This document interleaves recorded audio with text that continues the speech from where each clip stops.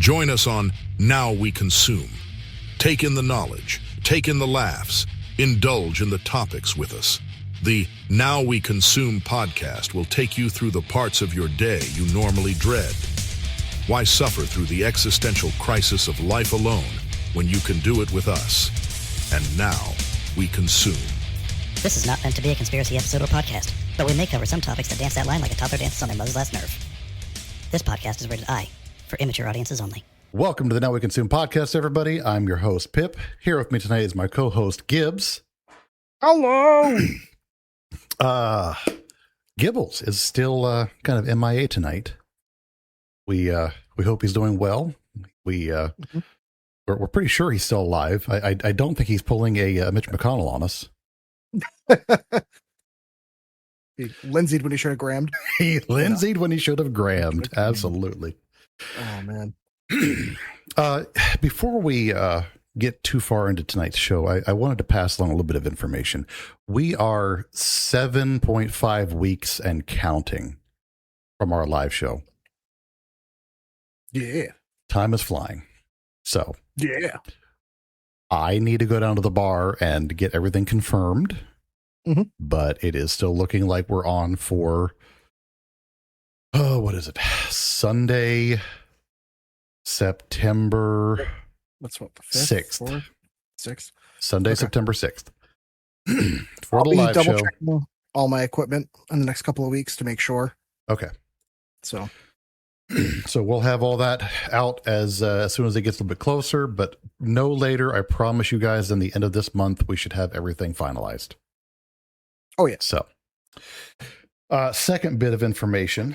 I have learned some fascinating news, and I wanted to pass along to everybody here. Yeah, this is new to you too. Pink eye is temporary, but she'll never forget the Rim Reaper. So take that with a grain of poo. You know, every time I hope it's something good, and it never is. It's me, dude. It never is. You should know this by now. I thought it was going to be something, enlightening or informative. That was enlightening and informative. Not the soul. Yeah. Not the soul. Yes. That is funny, though. Yeah. The Rim Reaper, dear God. You're going to be laying in bed tonight. That's going to Zoidberg across your head, and you're just going to start cracking up laughing. And she's going to look over at you and like, what the fuck is wrong with you? And you're going to look at her and say, the Rim Reaper. Yeah, when the edible really hits me at 10 or 10:30, that's what's going to be. Yep. Yes, sir. You're welcome.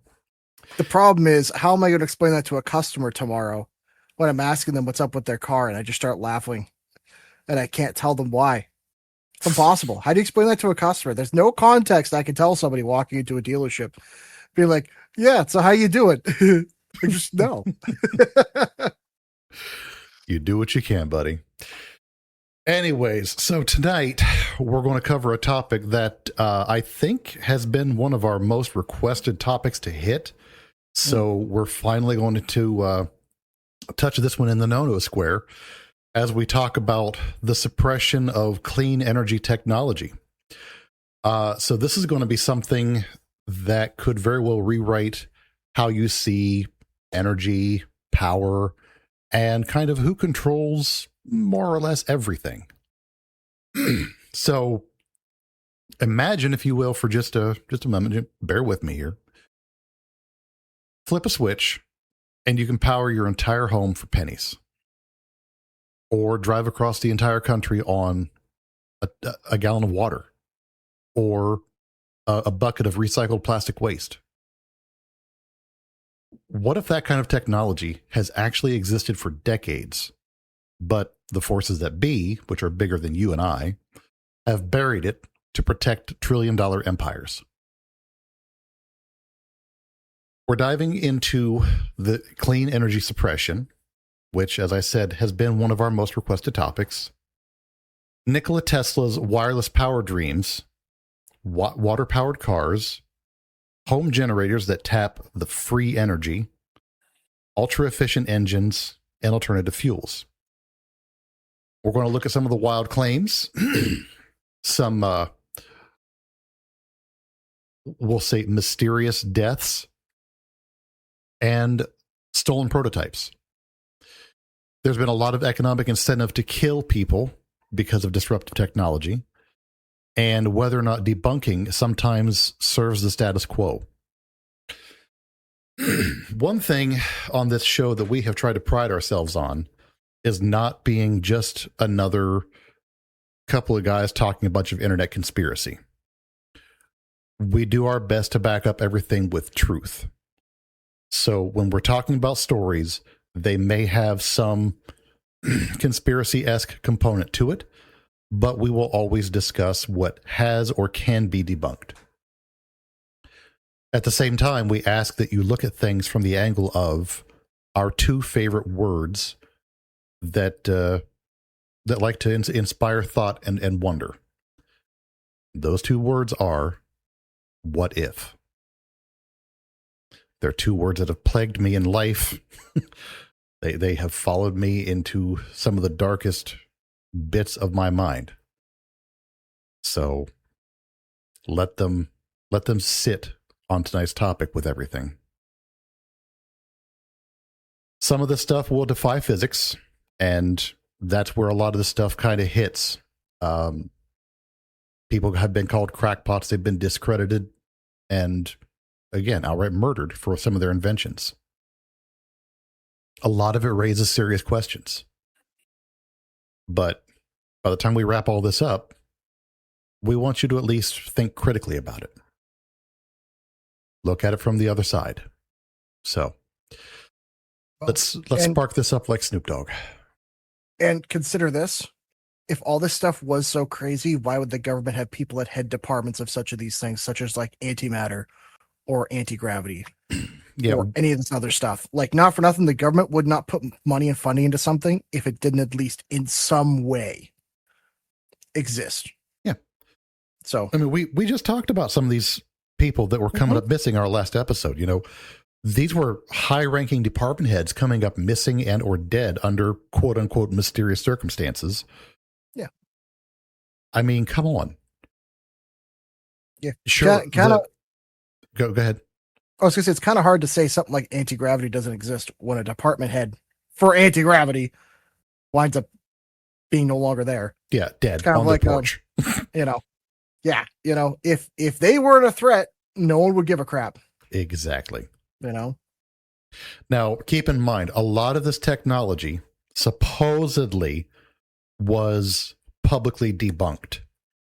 And when we talk about that later, keep in mind the people that were debunking it, okay? Because they were usually the ones with something to gain by debunking it. So I want to dig into this. Nikola Tesla is a name that you've probably heard. He wasn't just the man that discovered AC. By the early 1900s, he was building the Wardenclyffe Tower on Long Island. If you don't know what the Wardenclyffe Tower is, it was a massive structure meant to transmit power wirelessly across the Atlantic and all across the U.S.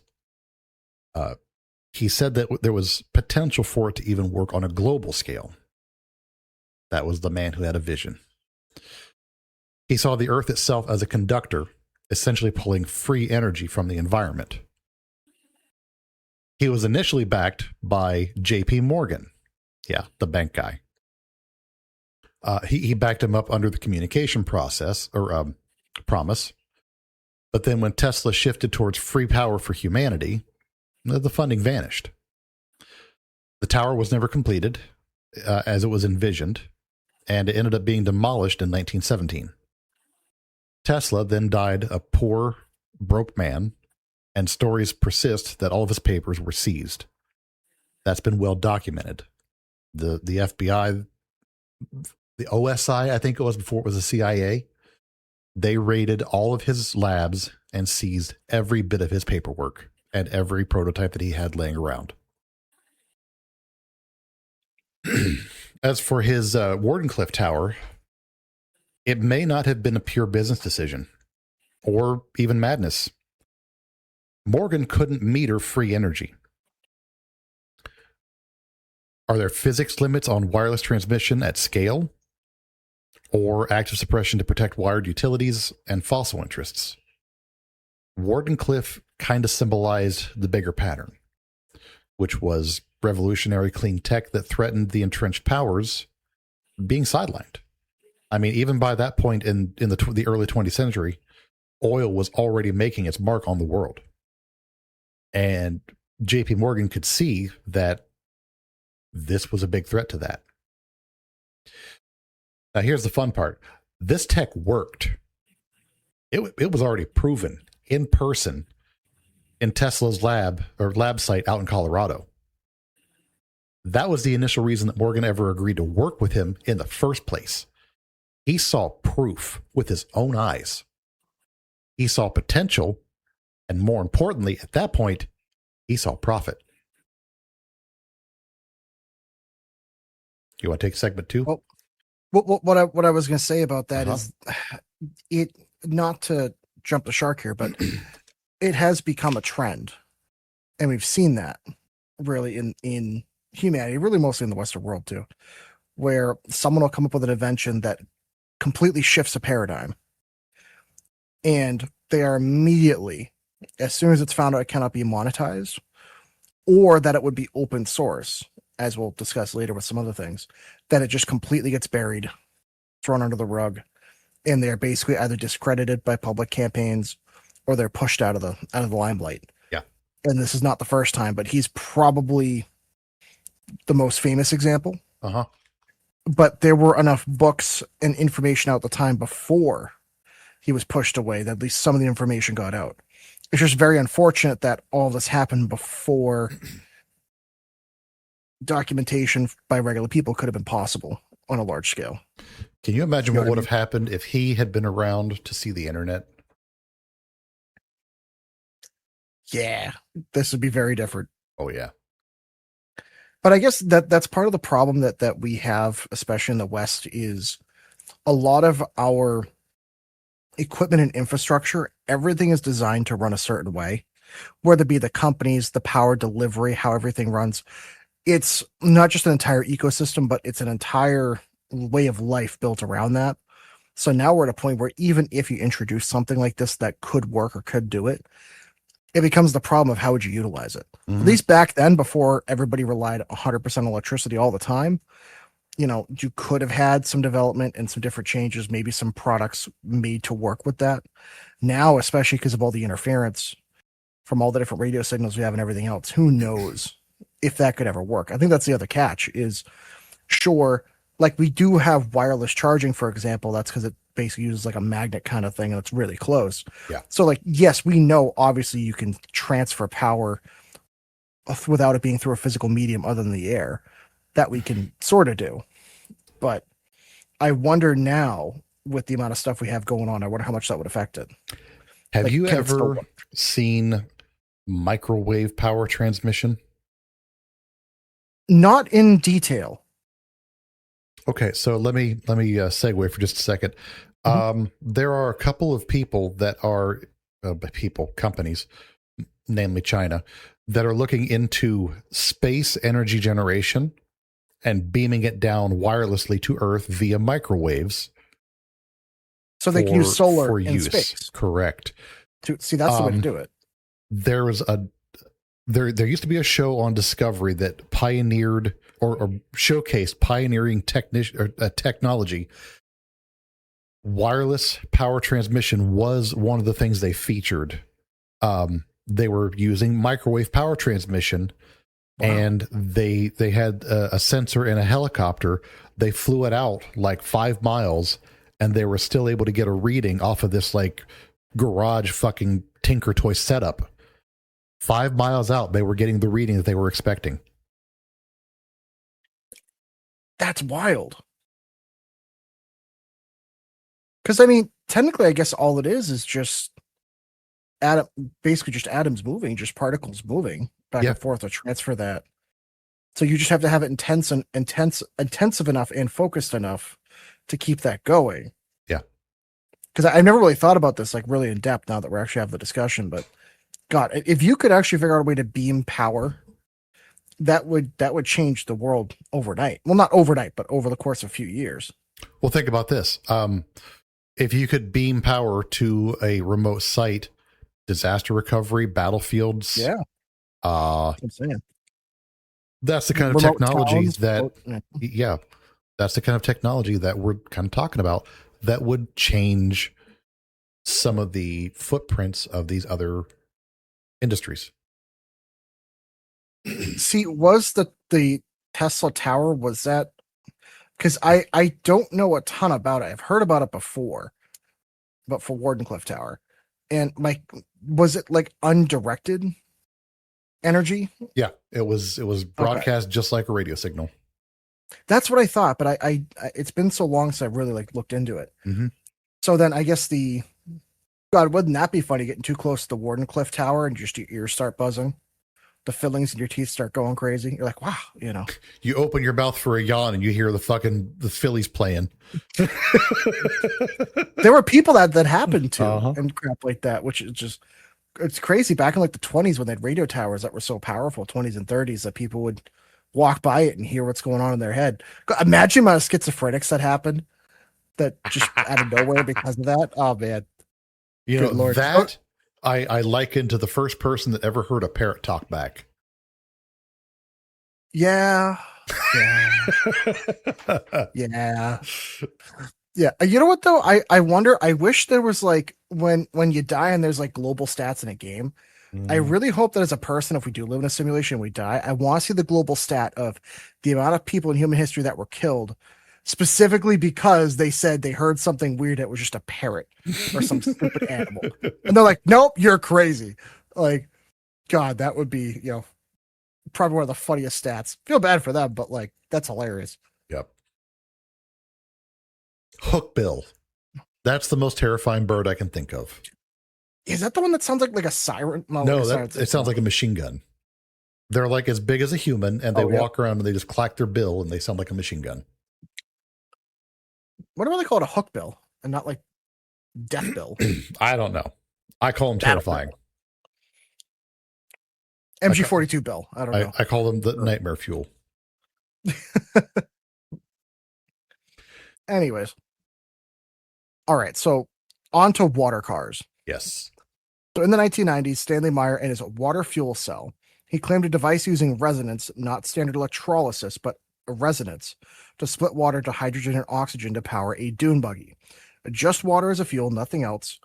And the exhaust came out water vapor. He went from LA to New York on 22 gallons, which that is insane in and of itself. Mm-hmm. A court called it fraudulent in 1996. Mayer died in 1998 after a restaurant incident where he allegedly yelled about being poisoned. His prototype reportedly vanished from his garage soon after. Similar tales haunt other inventors. Now, that's not actually the only person that's done water cars. Actually, there's been quite a few. Yes. The scary thing is if you do the chemistry, you can produce enough power, whether it be some people will use it to either power an electrical generator, some will use it as like a steam method. There's a few different ways, but you can. It's difficult for the average person. Yeah. To figure it out. Like, you definitely have to know what you're doing. So, but again, the problem is how the hell, like even if you made a water car, there's no company on the planet that would sell it because they're not going to make money off of it because, unfortunately, here's the other problem. It needs far less maintenance. Yeah. Far fewer parts. Yeah. Let me talk a quick second about some of the car technology that I know of that has come and gone and has been relegated to the past. Yep. Like the Ford EV1 was too efficient. They recalled all the ones they made. They actually went and confiscated them. And then they destroyed them all. It was too good. And that was back in the 90s.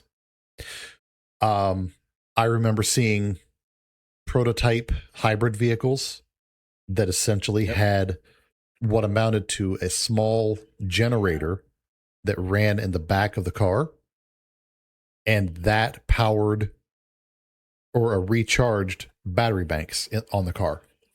And it just had an auto switch.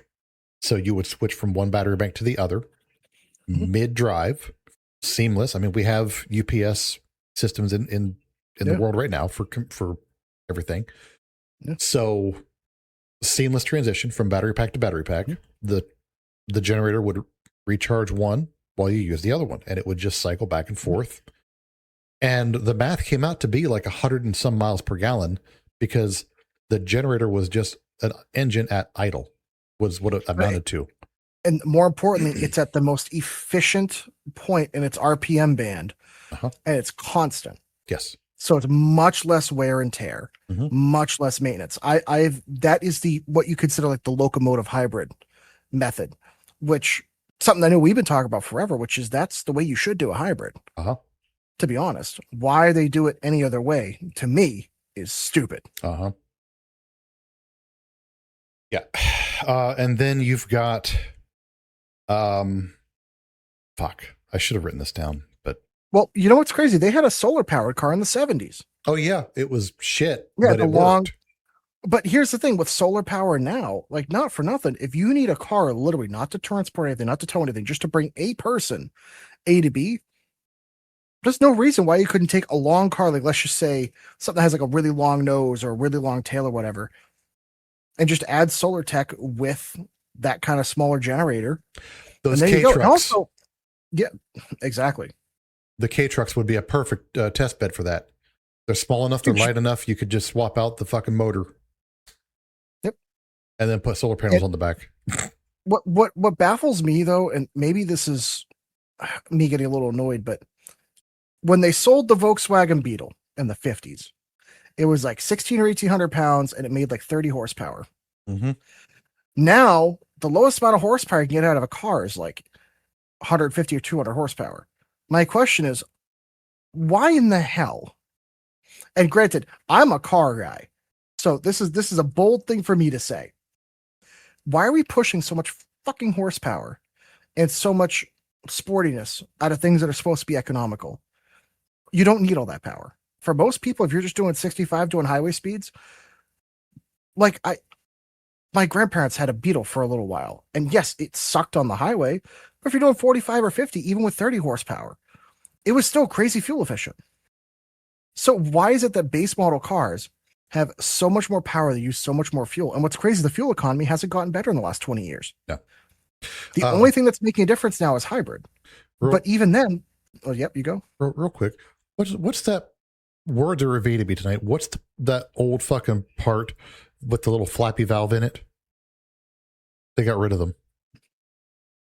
Which one? Carburetor. Yeah. Yeah. Well, because injection is more efficient.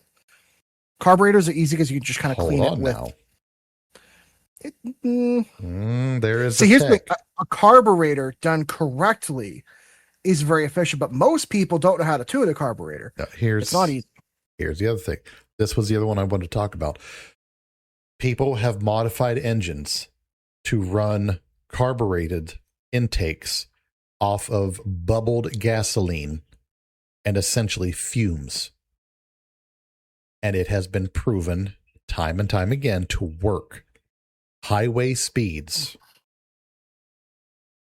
Because, I mean, realistically, if you're just maintaining speed at highway, especially if it's aerodynamically efficient vehicle and it has good enough gearing, you don't need a lot of the guy just took a fucking square-bodied pickup truck and modified it. So fuck aerodynamics. This thing was a brick. Like me. Let's see. Can relate. Yeah, I mean, I've heard about that, but I don't know a lot about it. But I do know that as long as the air-fuel ratio stays the same or stays proper, it'll run. Yeah. The fuel economy on this thing was something like 80 miles per gallon in a square body. Possible. So it would not shock me. But then the problem becomes if you make the vehicle too good, you don't make money off it. And that's the bottom line of this whole episode. Because so, for example, if your vehicle never needs to be serviced or never needs anything else, any parts replaced, maintenance, you're not going to make a ton of money off it. That's why, and I hate to say this too, the Tesla vehicles, a lot of them in a lot of ways do save you money as long as they're reliable. But God forbid that battery pack goes wrong or a motor goes wrong, then you are screwed. So, yeah, because a battery pack for I think a Tesla Model 3 is like 22 grand last time I checked, 24. Yeah, they're not cheap. No, basically after 100,000 miles, 150,000 miles, if it goes bad, you're basically upside down on it. That's the problem. But anyways, so let's talk about this in a more broader theory. The government, oil companies, and utilities have motives to basically squash down or get rid of anything that destabilizes the market, which is kind of what we were talking about earlier. A true water-powered or zero-cost device would crash oil demand, absolutely strand fossil assets, and basically destroy utilities, which you're talking about billions, if not trillions of dollars lost in potential profits. You're talking about jobs, entire infrastructures. So I do get exactly the Wilhelm scream. Yes. I understand why they do it. It just sucks that we don't have a chance at like doing that stuff, or at least having the option. Cause like, again, like for instance, hydrogen power, for example, that was another one that many companies have tried that it just keeps having issues. Yep. And it's not necessarily related to hydrogen power. It's related to the government allowing different gas stations or fuel stations to actually store hydrogen or have it available.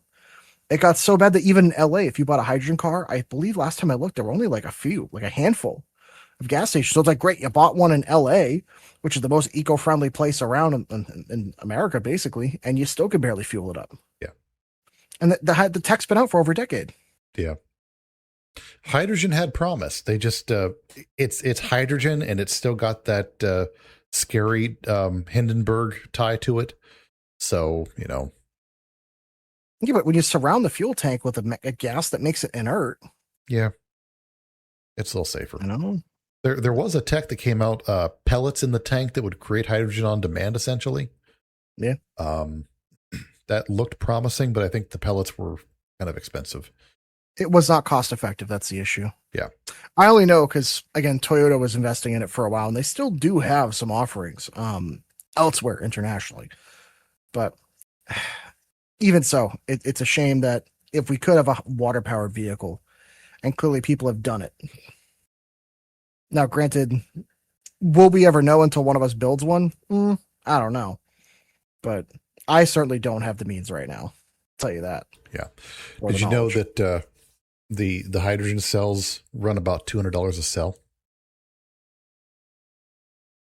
And if I'm not mistaken, it's multiple cells per car. Yeah. So it's not just one. So no.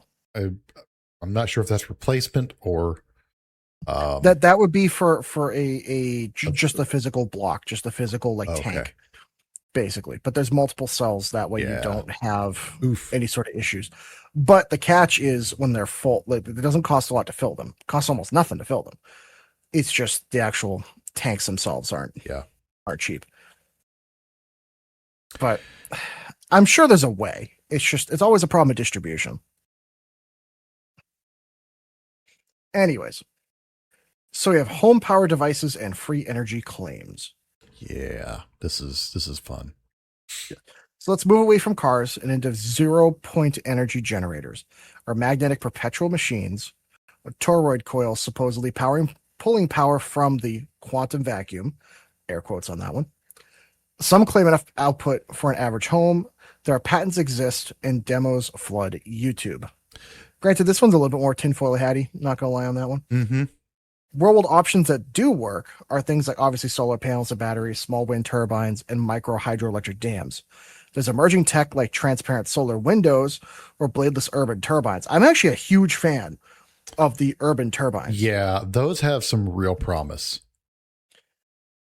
Well, so I actually was talking to a friend of mine that's a farmer about 20-30 minutes south of me, and they have a lot of area on their farm where as long as it's a bladeless turbine, they're literally next to power lines. They have the infrastructure. They could literally just plop them there, hook it up to the grid, and make a lot of money and generate a crap ton of power.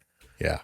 But the other issue they're having is, well, it's not legal in the state, or they won't approve it, or this or that, or something else. Wow. Yeah. Well, my state's a little crazy. Your state's So take it very with a grain of crazy. salt. Yeah. So they mentioned transparent solar windows Yes. on that one. I also wanted to talk about the transparent or even semi-transparent solar cells or solar panels that are being used in combination with farms. A couple of states have done tests, and not only using those, but also raising the solar panels up another 5 feet have had some unexpected benefits. There's a small bug, a small insect with wings that's very, very important to us as humans. The humble bumblebee. Oh, yeah. Their populations tended to increase and propagate underneath these things.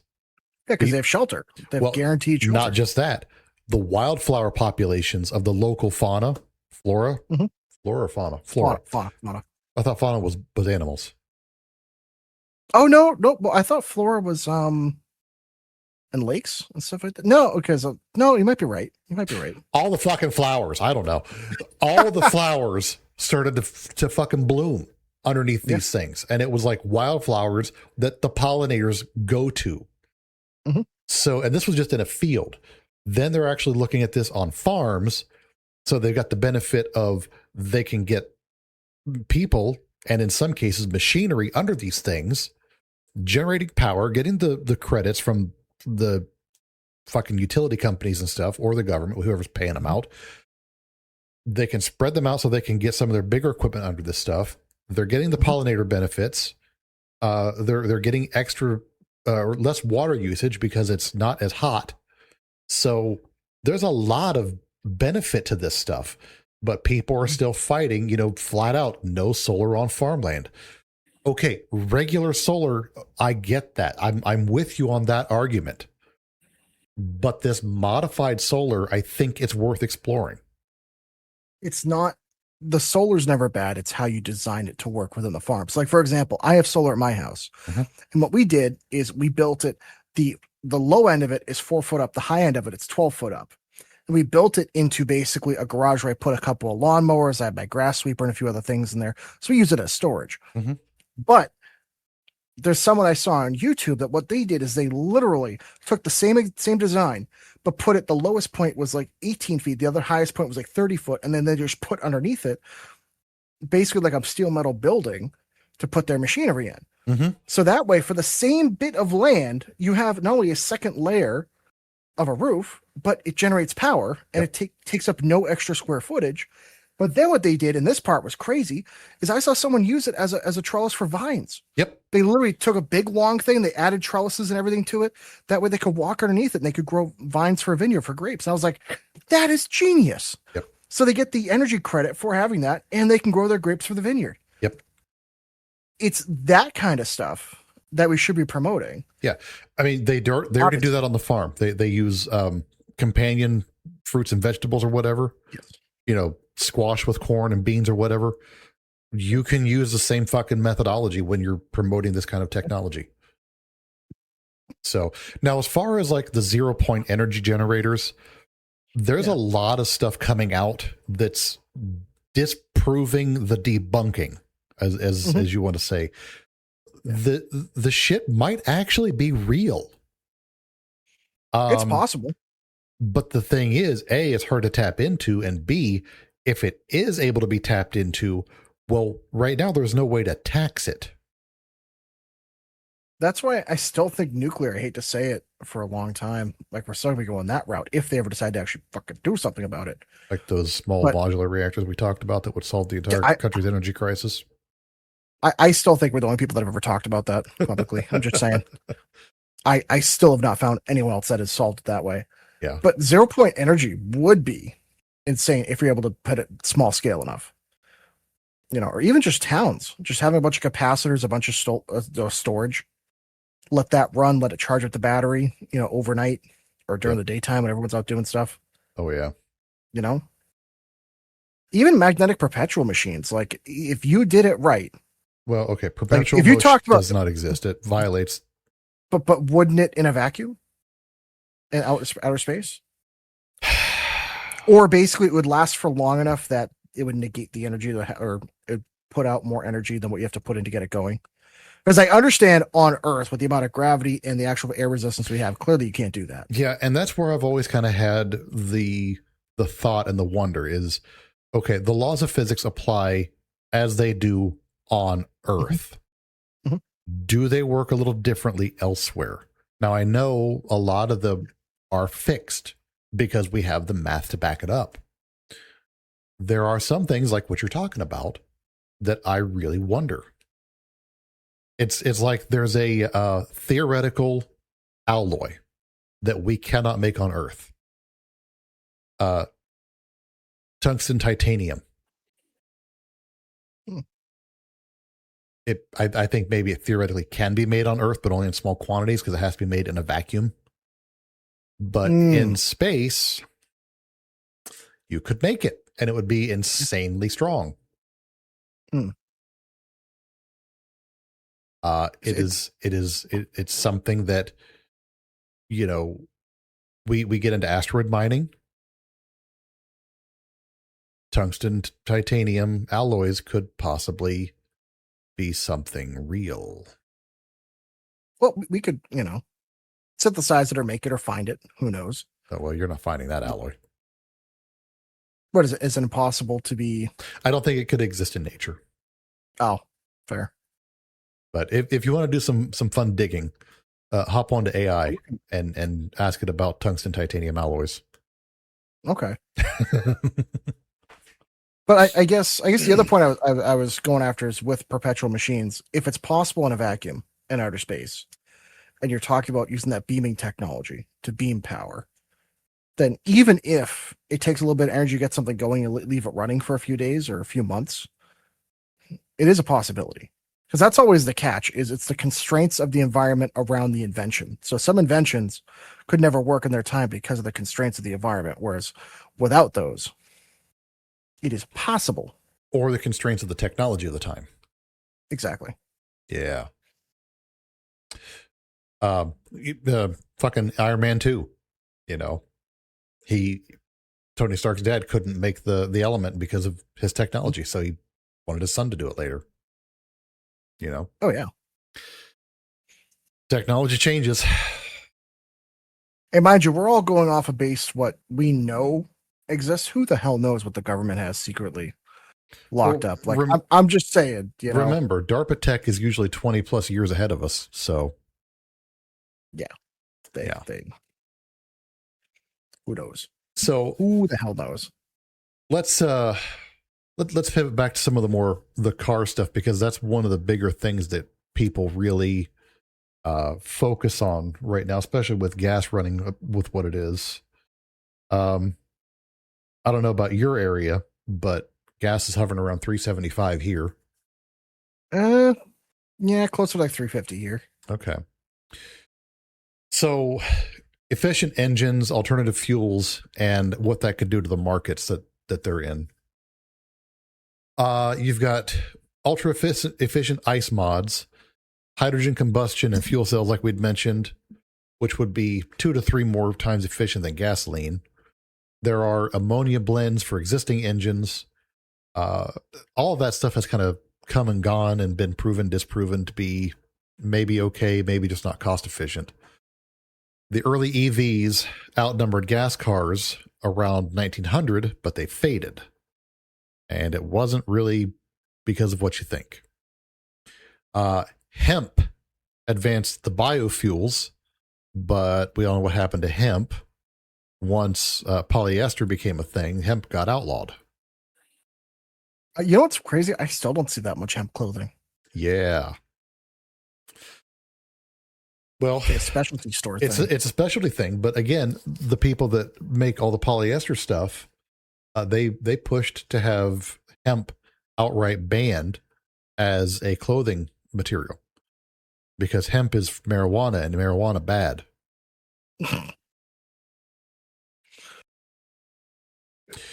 But I'd like to tell you about a story. I'll tell you a story about a man named Julian Brown. This is a young inventor out of Georgia. He's a dude in his 20s, who is turning plastic waste into usable fuel called plastiline. I just want to say before we get into this, he's been documenting everything on TikTok and Instagram. He's been making everything very public for a very specific reason. I've got this. Yes. I have that reason called out. Okay, good. He's using a process called microwave pyrolysis. He heats the plastic in a low oxygen environment, actually in a vacuum chamber. And he's now using solar powered reactors. He had solar panels donated to him. So his process is now completely solar powered. And that's fucking awesome, I think. Oh, yeah. The plastic. That's the goal. Yeah. He's actually getting a modification done for the next run to get this all into a mobile van type deal so that he can make plastiline on the spot for people. Yeah. Wow. He's refining the technology every time he gets shit done. So if he gets this right, India will be the richest country in the world because of all the plastic laying around. I know, right? All the inbreeding and money you could think of. The plastic breaks down into vapors that condense into crude-like oil, which he refines into 100-octane gasoline, diesel, or even jet fuel alternatives. There is no ethanol, so it stores better, and it doesn't absorb water. It takes about 10 pounds of plastic waste to yield about a gallon of fuel. I think that's a pretty good turnaround for what's just garbage. Yeah, well, that's the thing. Yeah. The only thing that kind of does suck with that, though, is does it have a byproduct that you're able to reuse? Because carbon, I think, is what's left. I remember seeing he had these like carbon balls that were sitting in the back of one of his mills. And I don't know if it's like good usable carbon or anything like that, but if so, it could be turned into something, I'm sure. Okay. It's the only thing that kind of stinks is like if you burn off all that plastic, then you're just going to be making a lot of plastic. But as an alternative, that's awesome. Yeah. So this whole technology bit, he started tinkering with the idea back in high school. He built his very first reactor at 17, and he's now on prototype version Mark V, which will be as I said, a mobile solar-powered continuous system on a trailer with deployable panels. As you said, he's publicly demonstrated this. He ran a Dodge Scat Pack and even recently a Rolls-Royce in front of crowds. His nonprofit angle through Jab Innovations, and if you're at all interested in this stuff, his social media handle is Nature Jab, if you want to look up his work, focuses on community donations to scale this and end plastic waste. This is not something like vaporware claims from the 90s. It is transparent, it is well documented, and it addresses two crises at once, which is plastic pollution and fossil dependence. Now, like you were starting to say, Brown has deliberately avoided patents because he sees the system as corrupt and ripe for theft. He's not fucking wrong. He's talked about feeling watched, seeing black helicopters flying around his work site and his home, being followed while driving, and having his private mobile devices and social media accounts infiltrated. These are all classic suppression red flags in that kind of a space. At one point, fans worried that he had been got. You know, he got because he went missing for about 2 weeks on social media. Now, when it came out that it was literally just his devices and his accounts that had gotten hacked into, he couldn't use them, everyone was relieved because we all thought he was done. Whether it's paranoia, real pressure, or something else, the stakes are pretty obvious. Because if it was scaled up, plastiline could seriously destabilize oil markets by turning mountains of waste into cheap local fuel. Because if you think about it, if those reactors were scaled properly and just placed in every town, anywhere you've got a 7-Eleven or a Duke and Duchess or a Speedway, you know, you dump off your plastic and you could get fuel credits essentially. Yeah, or even at your local town dump, if they had something where every town had their own there, you just dump off a bunch of your plastic and they say, yep. Pick up your gallon or two of gas next week kind of thing. Yeah. Or they just start making gas ahead of time and you dump off trash and you can trade it in. Yeah. So this threatens plastic producers. It threatens traditional refineries, and it does threaten the energy giants. Yet here's this kid building it in the open, crowdfunding, and doing live demonstrations.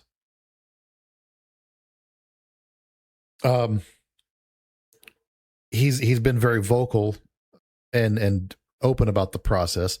He did not invent microwave pyrolysis. That's a technology that's been around since the 60s. He has been trying to miniaturize everything, make it efficient, and get it to be solar powered. That's one of the big things he's been pushing.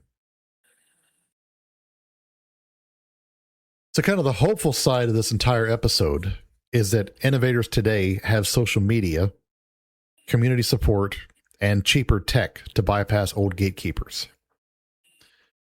But it also does kind of show a pattern. Disruptive clean solutions still attract scrutiny. We don't know if plastiline is going to scale the way that he wants it to, or if it's going to face the same hurdles as everything else that came before it. But I think you should keep an eye on Julian Brown because he's probably going to be one of the guys to root for. Oh, yeah. I hope that he sets a new pattern or a new trend. Uh-huh. From our younger people that have good inventions and good ideas. Yep. They just put it out in the public. We need more people like that. Yes.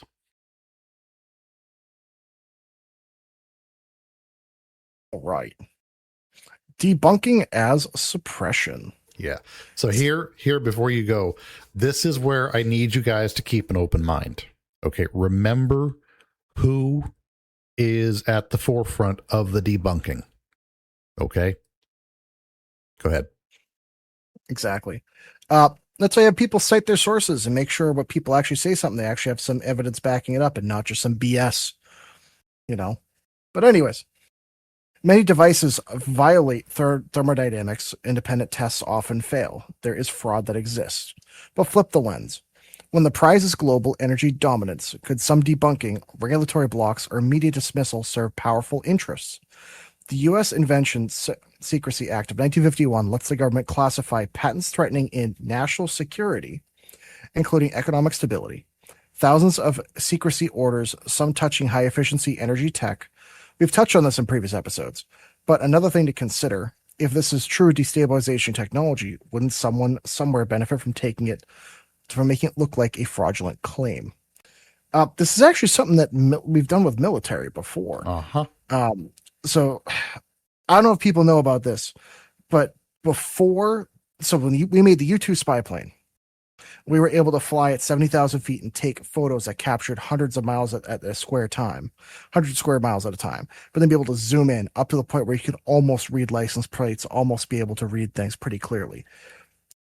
Before then, there was somebody that was making camera. I thought it was Panasonic. It might have been Philips. I forget which company, but there was somebody that invented that camera technology before, and the government said, "Ha, we're taking that," and it never got sold. And what's funny is you cannot, as a person, buy a camera that's even the quality of what we had in the 60s on that U-2 plane. You find me a camera that a civilian can buy that from 70,000 feet can photo down to the point where you can read a license plate. You find me that. Good luck. And now it's 50 years onward. Because almost any camera you can figure out, you can buy anything. Nothing will even come close. And again, I know it's because the U-2 spy plane cameras were hundreds and hundreds of thousands of dollars. I get it, if not millions. But my point still remains that the minute they had developed it, someone had developed it. I forget the details of that story. I will go look it up. Okay. It immediately went away. I don't know. The Vera Rubin just released a 1.3 gigapixel picture last week. Okay. But then the question becomes, at 70,000 feet away, can you still zoom into a license plate and read it? Well, this thing saw a dot 73 million light years away and figured out it was a galaxy. So, I mean, same diff. That's it. But then here's my other question. Is that something you could fit on a plane? No. Is that something that could survive moving at 200 or 300 miles an hour in a plane and be gyroscopically stabilized enough to be able to take those photos that clean? Also, no. That's what I'm getting at. Is like I agree with you that we like things like the Hubble Space Telescope and a bunch of other places, like a bunch of other inventions. Like, don't get me wrong, our camera technology now is way better. Oh yeah. But when you in the 60s come out with a technology like that, of course the government's going to snatch it up immediately. Yeah. I mean, my Google Pixel 8 Pro, I can see the ridges on a BlackBerry from the back of my yard, and it's like 75 yards from my back porch. It's pretty good. It is pretty good. But anyways. And mind you, when there's patents surrounding like national security, the U.S. government has done that with a ton of different stuff. Yeah, they have. You can look up a lot of inventions that all of a sudden mysteriously disappeared out of nowhere. And then you'll see them on a weapons platform or something like that 20 or 30 years later. But anyways, there's political examples of this that exist too. Things like buried in the DOE energy, clean energy studies. There was peer review and funding that can gatekeep certain projects, certain ideas. If a breakthrough had threatened oil states, auto giants, or utility monopolies, the incentives to slow walk, discredit, or bury are massive. Yeah. And again, kind of like in a weird way with the nuclear power kind of energy movement, where that got discredited so much in the 70s, 80s, and 90s after Chernobyl, being like, oh my God, everybody will blow up everything. That we stopped putting money to that. Really, a lot of that had to do with the fact that there's a lot of oil companies, there's a lot of coal companies, a lot of other things that were making a ton of money that nuclear really would make that money off of. Yeah. So yeah, nuclear is really only profitable during construction. But the funny thing is, the lack of nuclear is what keeps us from going electric. Yeah. So, because weirdly enough, I don't know if you guys have noticed this, but look at where some of the oil companies are putting their money into. Because weirdly enough, like Tesla and Rivian and Fisker and a few other electric car companies, they're starting to get some investments from some very interesting companies. So if anyone wants to look into that, you'll see where that money's coming from. But anyways. Fisker, I barely knew her. That's the old joke. It's Fisker, by the way. Oh, okay. But anyways, that said, there's real progress that happens out in the open. Solar and wind costs have plummeted, which is true. Mm-hmm. Clean tech drives GDP growth. Hydrogen and R&D advances. Suppression might delay, but physics and markets ultimately win when something truly works. Demand is reproducible, transparent demos, but you question authority and the rebels. And I would agree, definitely you should question, no matter which side of it you're on, whether you're pro something or against something. It doesn't even matter if it has to do with any of this stuff. Look up some data on both sides for any discussion, but particularly with anything that has to do with energy production, dependence, any sort of new tech, that kind of thing. It always is good to have a bit of healthy skepticism. Yeah. And also, like, ask people to cite their sources. Like seriously, like, actually look into where they're getting this data and their information. Because a lot of times you can find it, be like, oh yeah, they did this study, and this study's owned by the same parent company that also owns that company that owns the product. It's like, well, great, that study doesn't mean jack crap. Yeah, it's like the cigarette companies funding a study on smoking to say that it's safe. Yeah, in the 60s, like, yeah, it doesn't cause cancer. Yeah, no, it's fine. It's fine. Yeah, yeah. And then now the vape companies are doing the same thing. Uh-huh. Like, oh yeah, totally. No, it doesn't do anything. It's like, yeah, sure, it's less harmful than cigarettes, but it's still probably not good. Right. You know?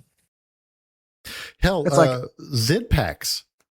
Those little Zin packets that you stuff in your foreskin. Those just recently got hit with a thing because they have to put a warning on them. Sir,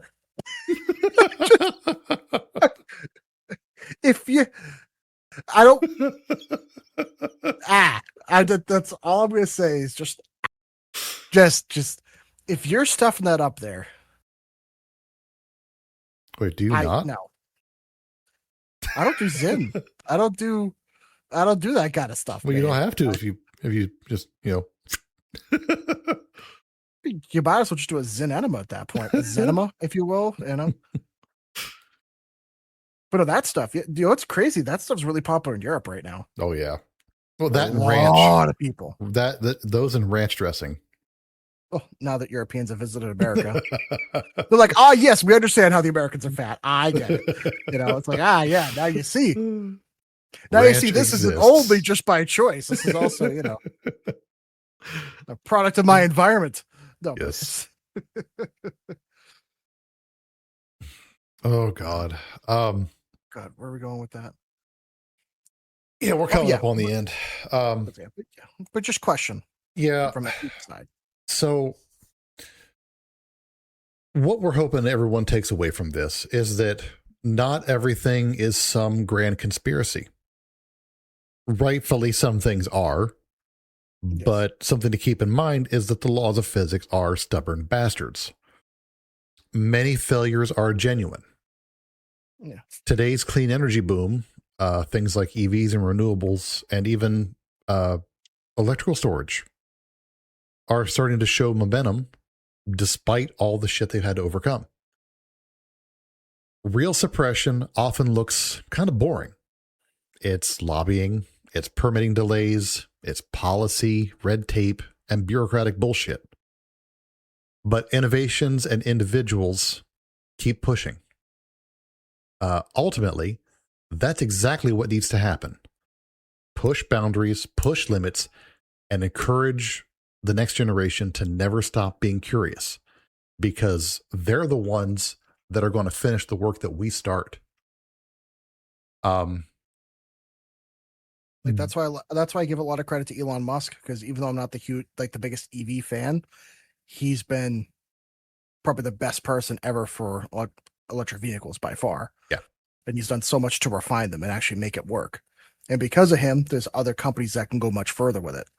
I'll even go another step further and say that thankfully in the racing community, they've actually started making 100% synthetic fuel for the new F1 cars. Nice. So it's 100% made in-house. No other things other than just chemicals put together.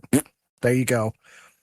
It's because of these different avenues that are allowed to be pushed that we will eventually be able to overcome a lot of these challenges and issues. And I think by being able to have, for instance, that plastic pyrolysis, be able to have fully synthetic fuels, electric vehicles, it will enable people that enjoy different hobbies and different interests to be able to keep enjoying those without that government overreach.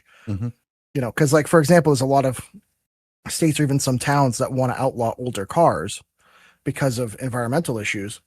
But if it's fully synthetic or plastic fuel, there goes your reasoning for banning them. Now you can't justify it. And if through that plastic pyrolysis, if you can make your own fuel, you will be ungovernable. Yes.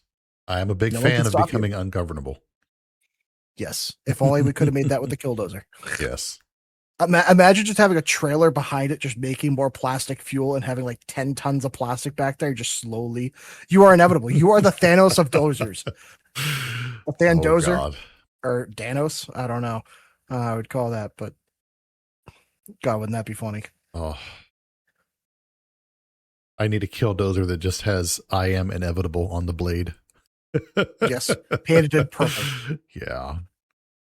A big gold fist behind it. I am inevitable. Yeah. Yes. The old pimp dozer over there. Just painted in purple. You put the little grooves in the front so it looks like his ball sack shit or whatever you want to call it. Oh man. ChatGPT will go crazy on that one. Oh yeah. Claude will have a field day. So at the end of the day, is clean energy actually being suppressed? I think elements of it, likely, yes. The economics, the policy, the human nature, yeah, probably. Full sci-fi conspiracy, maybe, maybe not. That's a little bit harder to prove. But either way, the future is not written. Remember, there is no fate but what we make. Good old Sarah Connor reference. Hey, that's the truth. But so what can you do? Install solar if you can. Support transparent research and development. Demand better policy, research patents. I highly encourage you to research patents. Holy fuck. There is a treasure trove of information out there. You are allowed to build something off of a patent because the patent describes the entire process start to finish. You're just not allowed to sell it. But you're allowed to make it for your own use. Exactly. More importantly, share this episode. Tell your friends about it. Tell your friends about the show. Remind those in control that knees are a privilege, not a right. That hits home. And that we, the people, have the answer to the age-old question, what's red and bad for your teeth? It's a brick. You're not wrong. You know. Or, like, you hear me out, just get the government out of this crap so you can just do what the hell you want with your own property on your own land with your own stuff. Did you see the guy in, was it Oregon or Washington? I've never heard of that town. That's an interesting town name. Was it? Well, what part of the town of was it? Yeah. Was it Oregon or was it Washington? Interesting Indian tribe. You know? Got arrested and sent to jail for collecting rainwater on his own property. Yeah. Are those level 4 plates? Right. Oh, I don't advocate for violence, but oh no, I advocate for violence in that case. I'm advocating for it. Get violent. Well, it's crazy that, look, I would understand if, let's just say you had 100,000 acres and you collected like 9 million gallons of water every month. It's like, all right, you're clearly upsetting the water table. But if you're collecting a few hundred gallons, like, do people not realize how much water falls when it rains? You know, like, to that extent, I'm wondering if data centers can collect rainwater for their own use. You know what's crazy? Somebody brought this point up the other day, and I never thought about it. Why is it that if you build any sort of commercial building, mall, strip mall, warehouse, you have to do like environmental impact studies, but yet data centers don't have to do that? Well, they pay to not have to do that. That's why. Yeah, but like, who's accepting the payment? Exactly. Transparency. It must be demanded. They should not be allowed to collect rainwater as well. Well, no, I think they should, so that they could use that as their cooling water. No, see, I play the devil's advocate of let them illegally collect it and then mention it a year later and then just find them into oblivion. That way they're destroyed. You see, I'm doing a lot of work with AI right now, so I can't completely say that AI is terrible. Yes, as much as I tell you guys to be careful with AI, I'm using the fuck out of it. I'm abusing it even to make shit. The catch is you're not doing things that destroys people's jobs or like replaces their jobs. You know what I'm saying? Well, I probably replaced a couple of programmers. But the point is, like, you wouldn't be paying people to do that anyway, because that would be. Oh God, no. That's what I'm saying. Like, it's not like you're, instead of going to this business, I'm going to my AI data center. Right. I couldn't do this before, and now I can. It's the difference between a tool versus like a replacement. I think people need to like realize that. Like, for example, like, I know you messed around with some AI music. As someone that's a professional musician that makes everything from scratch, I am not offended if you do that. Yeah. Because guess what? You're doing your own thing. That's cool. You know what I would be annoyed with? If you took my music through an AI generator and then made music and then sold it. Yeah. I'd say, then you're a dick. That's a problem. Now, see, but like, now you bring up a really valid point. I made some AI music. I was able to do something that I do not possess the talents and or skills to actually do, because unlike you, who is a talented musician, you can play fucking 20,000 instruments. I can play a fucking potato on a rock.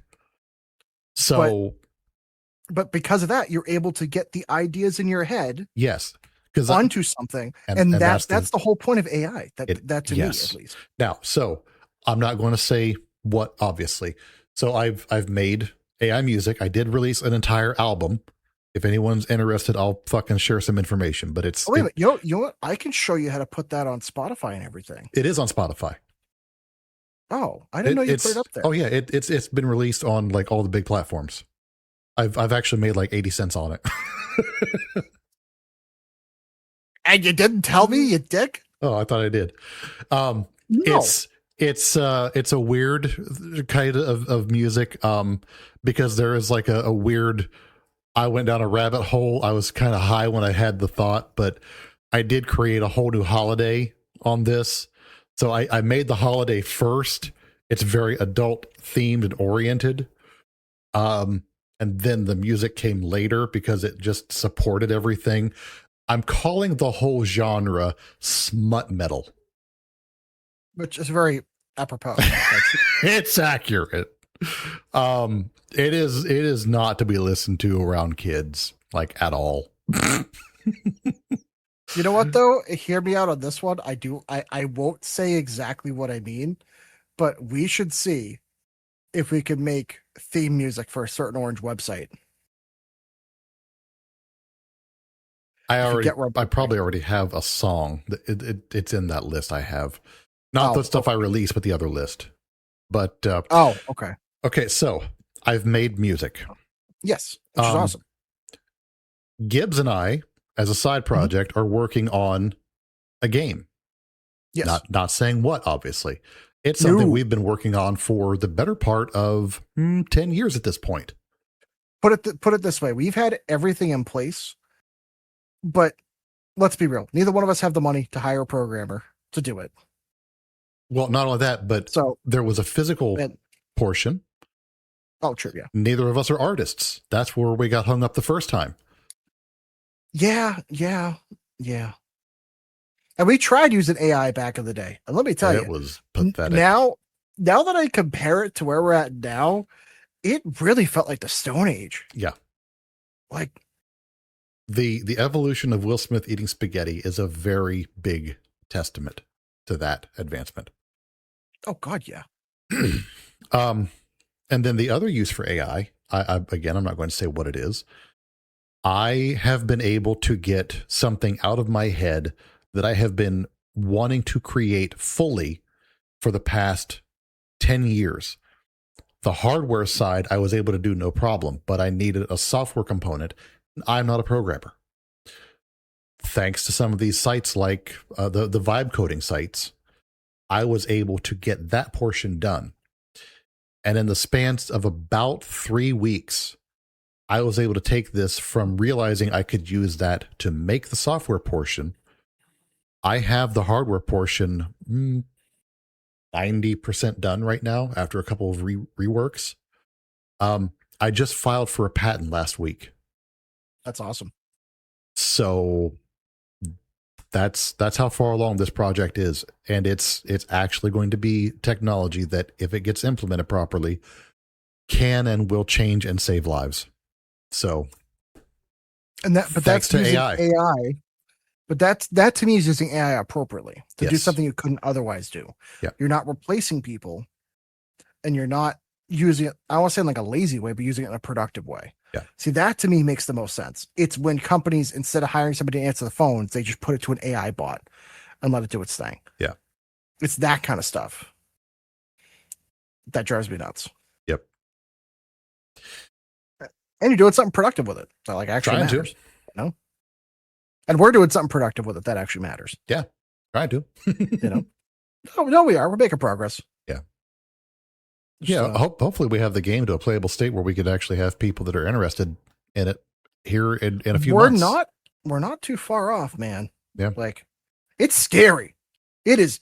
I'm not going to say what we're doing, but it is scary to ask a question to an AI, say, hey, can you do this? And it says, yeah, you bet your bippy I can. And it just does it.